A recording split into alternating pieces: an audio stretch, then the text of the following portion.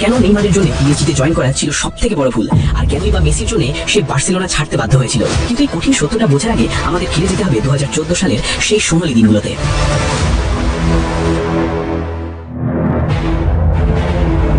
বার্সেলোনায় তখন বিশ্ব ফুটবল কাঁপানো এমএসএন ট্রায়ো, মেসি, সুয়ারেজ আর নেইমার। বার্সাকে ট্রেবল জেতানো নেইমার পিএসজির বিরুদ্ধে সেই অবিশ্বাস্য 6-1 ম্যাচের কামব্যাকের পেছনে আসল নায়ক ছিল নেইমার।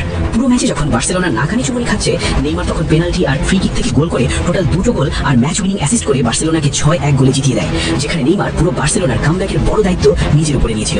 পরের দিন সকালে মিডিয়াতে উঠে সেই মেসির নাম।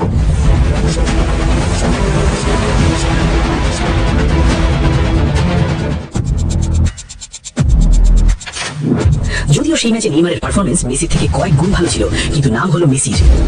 নেইমার তখন ব্যালন ডি'র জয়ের সব থেকে বড় দাবিদার। নেইমার মেসির থেকে যতই ভালো খেলুক, কিন্তু সেই আলোর পেছনে তৈরি হচ্ছিল গভীর অন্ধকার। ক্যাম্প নুয়ের প্রতিটা গল্প শেষে আগে থাকতো একজনের নাম, মেসি, আর নেইমার পড়ে থাকতেন তার ছায়ায়। নেইমার বুঝতে পেরেছিল যত ভালোই খেলুক, মিডিয়ার জন্য মেসির পেছনেই থাকতে হবে। তাই 2017 সালে রেকর্ড 222 মিলিয়ন ইউরোতে তিনি প্যারিসে পাড়ি জমান নিজের সাম্রাজ্য গড়ে তুলতে। কিন্তু প্যারিসে গিয়ে কি সত্যি তিনি নিজের রাজত্ব খুঁজে পেয়েছিলেন, নাকি পরিস্থিতি হয়ে উঠেছিল আরো বিষাক্ত? আর কেনই বা পিএসজির সেই চুক্তিকেই ফুটবল বিশ্ব নেইমারের ক্যারিয়ার ধ্বংসের মূল কারণ হিসেবে চিহ্নিত করলো? এই ফুটবল ট্র্যাজেডির আসল রহস্য এবং উত্তর কিন্তু এখনই জানতে পারবেন। তাই ডাইস ফুটবলের পরবর্তী যে কোনো এক্সক্লুসিভ গল্প সবার আগে পেতে এখনই চ্যানেলটি সাবস্ক্রাইব করে রাখুন। পিএসজিতে যাওয়াটাই ছিল নেইমারের ক্যারিয়ারের সবচেয়ে বড় ভুল। প্যারিসে তিনি গিয়েছিলেন মেসির ছায়া থেকে বের হতে, কিন্তু হারিয়ে ফেলেন নিজের সুরক্ষার ঢাল। ফরাসি লিগের অতিরিক্ত শারীরিক ফুটবল আর প্রতিপক্ষের ট্যাকেলের মুখে পড়ে ঠিক চ্যাম্পিয়ন্স লিগের নকআউট পর্বের আগেই বারবার গুরুতর ইনজুরিতে পড়েন নেইমার। স্ট্যাটিস্টিক্স বলে প্রতিটা বড় ট্রফির আগে তার এই ইনজুরি তাকে ইতিহাস গড়ার সুযোগ থেকেই বঞ্চিত করেছে। এর সাথে যুক্ত হয় তার খেলার ধরন বা যোগা বনিতর প্রতি বিচারকদের এক ধরনের পক্ষপাতিত্ব। তার ড্রিবলিং ব্যালন ডি'রের ভোটারদের তার প্রতিভার বিরুদ্ধে দাঁড় করিয়ে দেয়। অফিসিয়ালদের মতে নেইমার প্রচুর ডাইভ দিয়ে নাটক করে। নেইমার তখন পুরো ইন্টারনেটে মিম হয়ে পড়ে। সবাই নেইমারকে নিয়ে এমনকি এখনো এর জন্য মজা নেয়।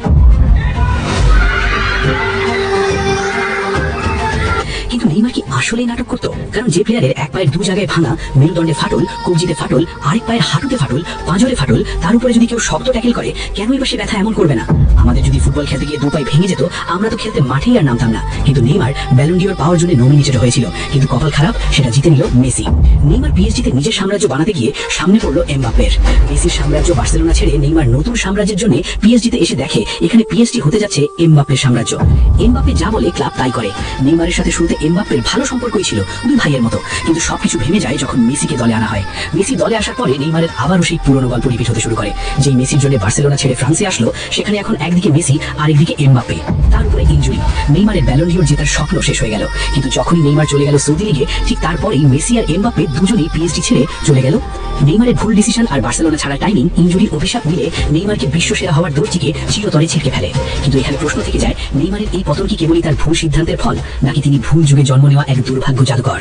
নেইমার এমন এক যুগে জন্মেছিলেন যখন বিশ্ব ফুটবল শাসন করছিলেন ইতিহাসের সেরা দুই মানব, মেসি আর রোনাল্ডো। তাদের রাজত্ব ভাঙা সহজ ছিল না, কিন্তু নেইমারের পতন কেবল ভাগ্যের দোষে হয়নি। এটা ছিল একটার পর একটা ভুল পছন্দ করার মাসুল। তিনি রাজা হতে চেয়েছিলেন, কিন্তু রাজমুকুট ছিনিয়ে নেওয়ার আগেই যুদ্ধের ময়দান ছেড়ে চলে গিয়েছিলেন। নেইমার প্রমাণ করে গেছেন প্রতিভা আপনাকে চূড়ায় তুলতে পারে, কিন্তু সঠিক সিদ্ধান্ত ছাড়া সেই চূড়ায় টিকে থাকা অসম্ভব।